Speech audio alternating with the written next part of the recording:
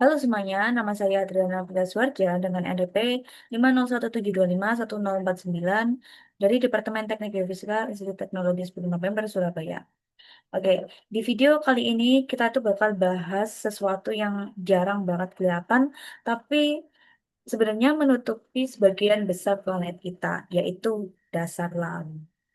Nah, chapter 3 ya ini. Yang kemarin kan sudah satu, dua.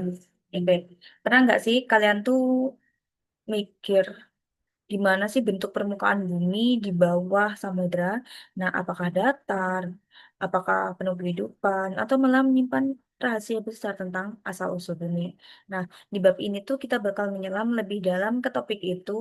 Kita akan bahas gimana laut terbentuk, gimana para ilmuwan menelitinya, struktur-struktur penting di dasar laut, sampai gimana dasar laut itu jadi bukti kuat teori tektonik lempeng. Nah, kita langsung lanjut masuk. Nah, kita mulai dari dasar dulu, asal usul laut. Laut yang kita kenal tuh sekarang ternyata punya sejarah yang panjang banget. Nah, sekitar 4,5 miliar tahun lalu, bumi itu baru terbentuk dari kumpulan debu dan gas di luar angkasa. Waktu itu permukaannya tuh panas banget dan penuh gunung berapi yang gas ngeluarin gas serta uap air. Nah, lama-kelamaan bumi itu mulai dingin, uap itu berubah jadi hujan, dan hujan turun selama ribuan tahun sampai akhirnya terbentuklah lautan pertama. Nah, kenapa air laut asin? Ya, karena batuan dan mineral di dasar laut itu kan terbawa di darat larut dan terbawa ke laut lewat sungai. Nah, menariknya lagi, sebagian air laut itu dipercaya berasal dari es komet yang jatuh ke bumi di masa awal pembentukan. Ini sudah dijelaskan di sini. Oke, lanjut ke slide selanjutnya. Metode penelitian dasar laut. Sekarang kita akan bahas gimana caranya ilmuwan tuh tahu bentuk dasar laut. Mereka kan nggak cuma bisa nebak-nebak gitu kan. Nah, karena kita nggak bisa lihat langsung ke sana. Ilmuwan tuh menggunakan dua pendekatan utama, yaitu ada metode langsung seperti mengambil batuan dan sedimen dengan alat bor laut, kapal selam, atau robot bawah laut. Contohnya kapal JDS Resolution yang digunakan untuk ngebor kerak samudra. Lalu ada juga metode tidak langsung, ini seperti sonar atau memetakan bentuk dasar laut, survei seismik, ini seismik refleksi, dan survei magnetik dan gravitasi. Nah, semua data ini itu membantu membuktikan bahwa dasar laut itu terus berubah dan menjadi dasar lainnya teori tektonik lempeng. Lanjut, di sini ada gambar 3.1 yaitu geodesic resolution. Ini kapalnya yang dibangun untuk mengambil sampel sedimen dan batuan dari dasar laut. Nah, foto ini itu diambil oleh John Wiebeck dari program berlaut. Lanjut, ini ada gambar 3.2 yaitu kapal selam penelitian kecil bernama Alvin dari Lembaga Oceanography Woods Hole sedang melakukan penelitian di kedalaman sekitar 4.000 meter.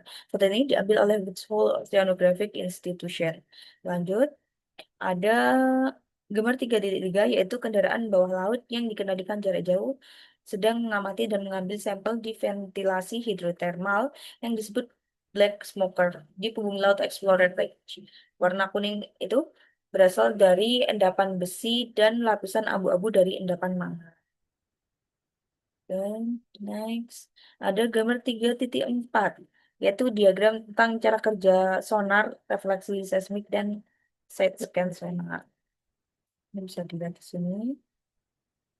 Lalu, nih, ciri-ciri dasar laut. Nah, ini ada komponen utama yaitu rak benua, lereng benua, punggung benua, dataran abisal, punggung laut tengah, palung laut.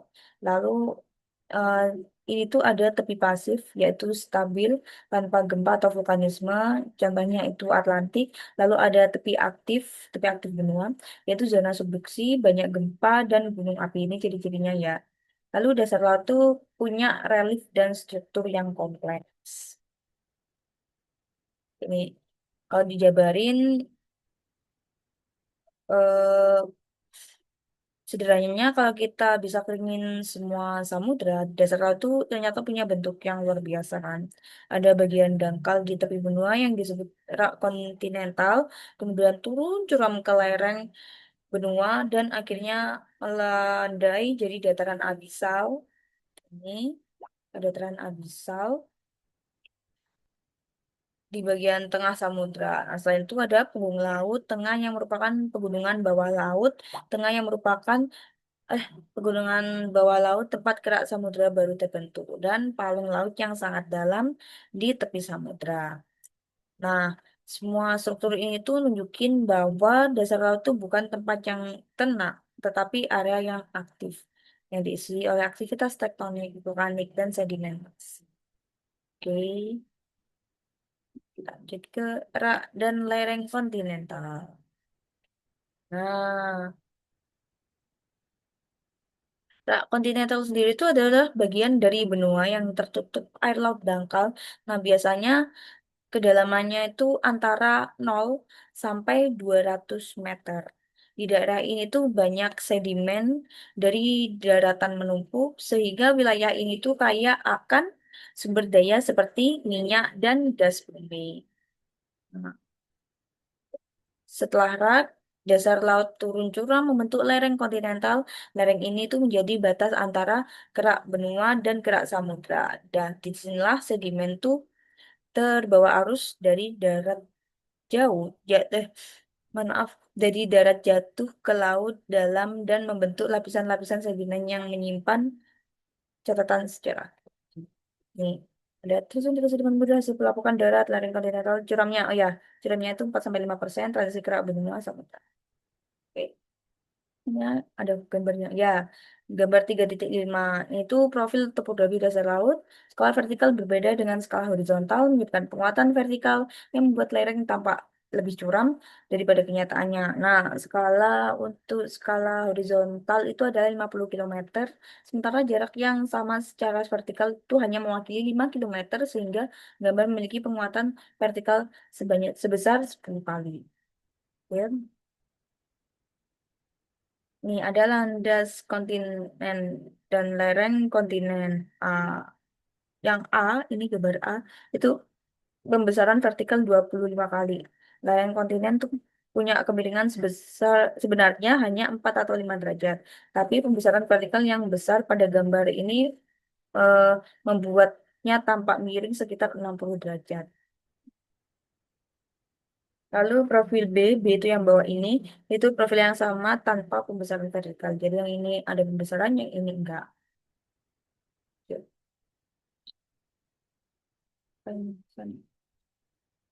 Gambar 3.7. Landasan kontinen terletak di atas kerak benua dan tanjakan kontinen terletak di atas kerak samudra. Transisi kompleks dari kerak benua ke kerak samudra terletak di bawah lereng kontinen. Nah, sekarang kita membahas struktur tepi benua. Nah, tepi benua sendiri itu punya 3 bagian utama. Yang pertama itu rak kontinental, terus rak kontinental, terus ada punggung benua, dan lereng kontinental. Nah, di bagian ini tuh endapan sedimen dari darat menumpuk tebel banget. Nah, kalau kita lihat peta topografi laut yang tadi itu warna biru muda itu nunjukin laut dangkal di tepi benua, sedangkan biru tua itu nunjukin laut dalam. Nah, tepi benua ini tuh juga penting banget untuk memahami perbedaan antara pinggiran benua pasif dan aktif yang nantinya bakal kita bahas lebih lanjut.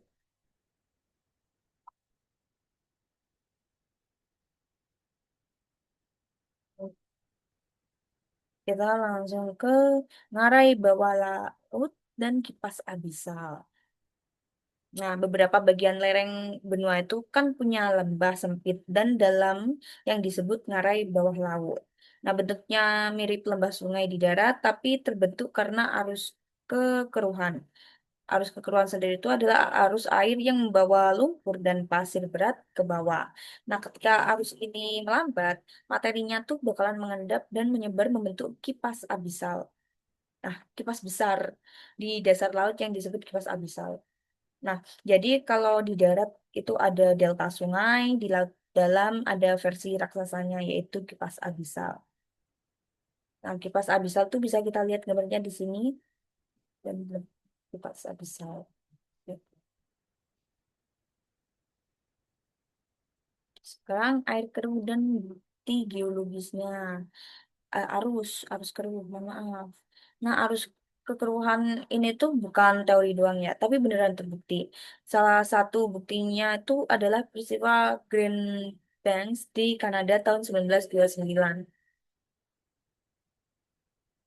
Bisa dilihat penjelasannya di sini.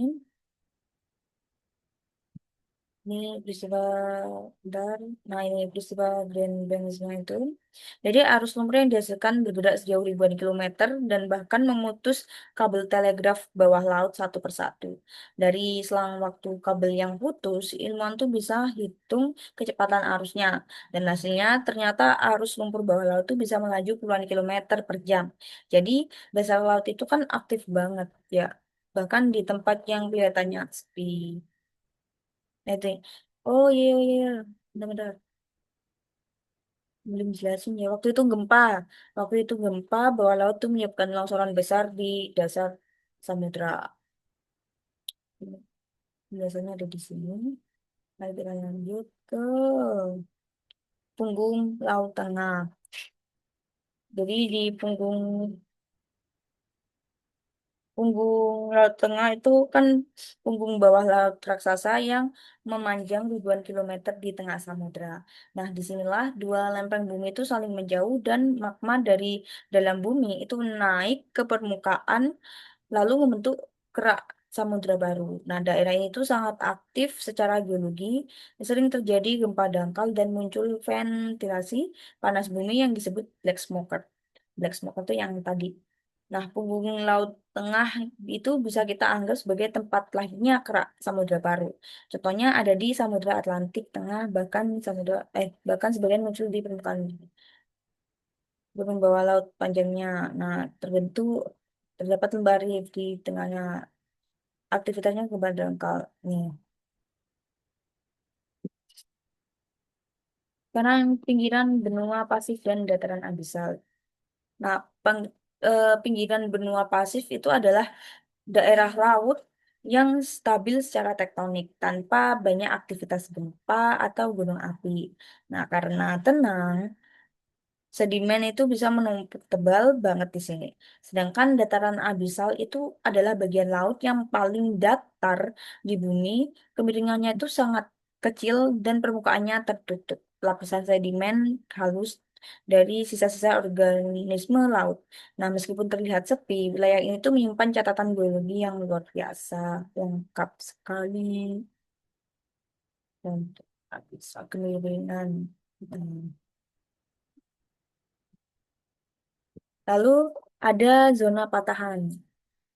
Hmm. Zona patahan di dasar laut itu adalah area di mana kerak kerak samudra retak dan bergeser secara horizontal. Nah, biasanya zona ini tuh memotong punggung laut tengah secara tegak lurus. Pergerakan antar lempeng di sini itu bisa menyebabkan gempa bawah laut dangkal.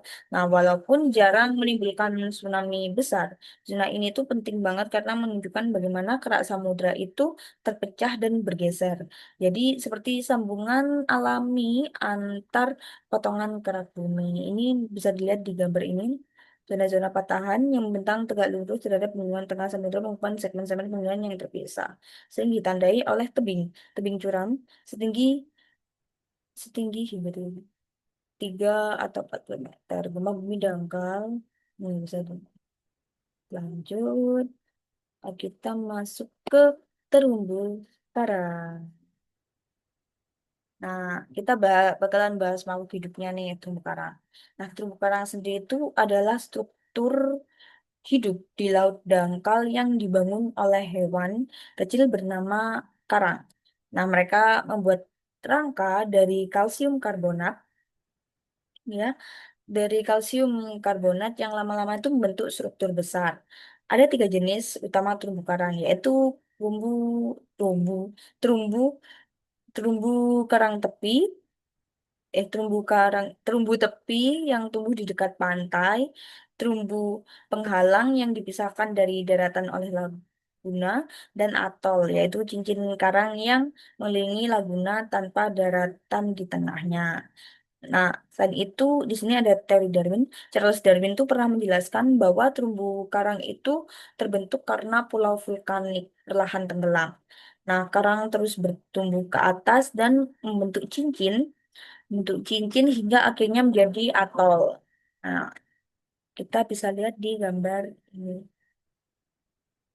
Nah, di gambar ini jenis terumbu karang. A, ini A, itu terumbu tepi. Ini B, B ini terumbu penghalang. Lalu C, C ini atolls. Nah, ini contohnya Pulau Morea. Lalu kita lanjut ke endapan dasar laut. Jadi lapisannya multi lantai samudra itu disebut endapan dasar laut. Nah, endapan ini tuh dibedakan jadi berapa ini? Tiga jenis, iya kan? Ya, tiga jenis utama. Tiga jenis utama. Yang pertama itu adalah endapan Terrigenous yang berasal dari daratan seperti pasir, lumpur, dan debu yang terbawa sungai atau angin. Nah, yang kedua itu adalah pelagi berasal dari laut itu sendiri berupa sisa-sisa organisme mikroskopi seperti apa sih namanya? Foramin foraminifera dan apa sih? Radiolaria. Nah, ketiga itu ada endapan hidrogenus yang terbentuk langsung dari reaksi kimia di air laut. Contohnya nodul mangan dan karbonat. Nah, menariknya ketebalan sedimen ini tuh bervariasi. Di punggung laut, tengah sedimen pelagi itu tipis, tapi makin ke arah benua sedimen terigenus terigenus itu makin tebal. Jadi dasar laut itu adalah arus besar yang menyimpan banyak banget, aduh, mohon maaf, menyimpan banyak banget eh, jejak perubahan bumi selama jutaan tahun. Ini bisa kita lihat gambarnya sedimen pelagis tipis.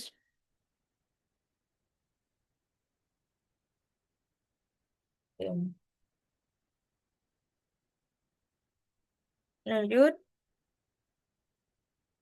Kalau kita turun sedikit lebih dalam, kita itu akan sampai di kerak samudra. Nah, kerak samudra itu terdiri, mohon maaf, Pris, nggak tahu kenapa ini Pris. Jadi kerak samudra itu terdiri dari tiga lapisan utama, yaitu sedimen laut, yaitu sedimen laut di atas, lapisan lava basalt bantal, dan tanggul vertikal di tengah,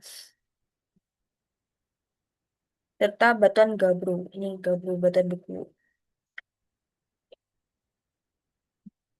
Batuan Gabbro di bawahnya. Nah, lapisan ini tuh terbentuk dari magma yang keluar di punggung laut tengah dan membentuk pada kecepatan berbeda. Aduh. Kadang karena aktivitas tektonik sebagian kerak samudra ini tuh terdorong naik ke daratan. Nah, bagian kerak samudra yang terangkat ke permukaan darat inilah yang disebut dengan ini oviolit. Aduh, ini kenapa tuh?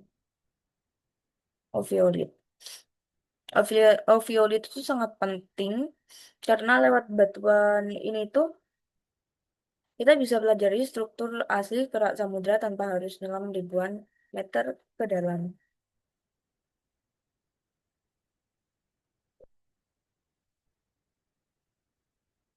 Ini bisa dilihat di gambar ini perbandingan kerak samudra dan urutan oviolit. Di ini. Lanjut, yang terakhir adalah usia dasar laut dan tektonik lempeng. Nah, di sini kita tuh bahas hubungan dasar laut dan teori tektonik lempeng. Kalau kita lihat peta umur batuan dasar laut, kita tuh akan lihat pola yang jelas. Batuan termuda selalu ada di punggung laut, tengah, dan makin tua kalau menjauh ke arah benua. Ini tuh membuktikan bahwa kerak samudra itu terbentuk di punggung Laut Tengah dan terus menyebar ke dua arah dalam posisi yang disebut seafloor spreading. Nah, pola medan magnet di dasar laut itu juga menunjukin kalau pita simetris di kedua sisi bumi laut. Bukti pembalikan arah medan magnet bumi yang terekam di batuan. Nah, pembalikan magnet itu udah kita bahas di chapter 1 dan chapter 2. Chapter 2. Nah, semua itu mendukung teori tektonik lempeng kan. Nah, bahwa kerak bumi itu terus bergerak, terbentuk, dan akhirnya tenggelam di zona subduksi. Nah, artinya dasar laut bukan wilayah pasif, tapi bagian aktif dari mesin besar pembentuk wajah bumi. Jadi, materi itu masih berkaitan dengan materi yang di chapter 1 dan chapter 2. So, dari semua yang kita bahas hari ini, udah kan? Nah, dari semua yang kita bahas hari ini, kita itu bisa lihat bahwa dasar laut itu bukan cuma hamparan, hamparan kosong itu bukan.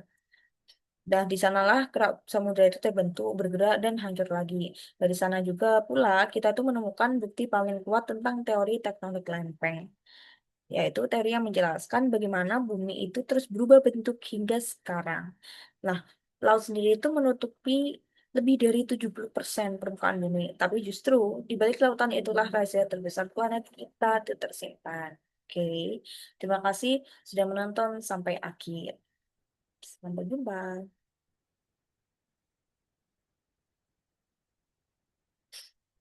Em,